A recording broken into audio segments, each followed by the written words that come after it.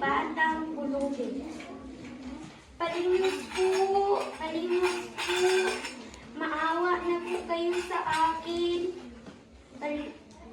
Palimos po.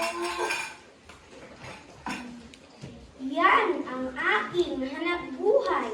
Umiinit ng limos sa mga taong dumaraan.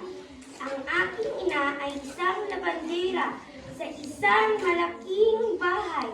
At kami ay nakatira sa isang maliit na dampa.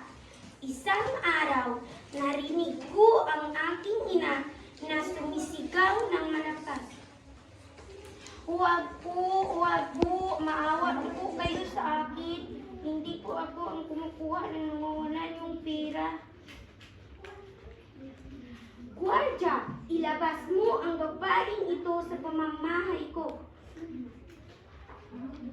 Maawa na po kayo, senyora. Hindi po ang nanay ko ang kumukuha ng nawawalan yung pera.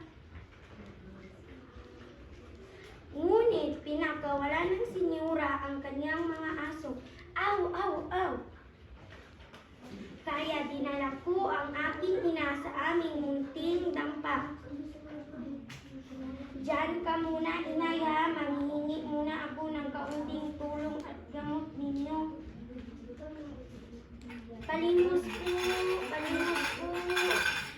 Maawa na po kayo sa akin. May sakit po ang aking ina. Ngunit walang isang nagbigay ng limos. Pag-uwi ko sa aming bahay, napagod sa paglilimos. Inay, nasaan na po kayo? Inay? Inay? Inay, gising! Huwag mo akong iwan! Inay! Inay! Ining narito ang kaunting pera. Ano ang ginagawa niyo rito? Wala na ang aking ina. Lumayas kayo rito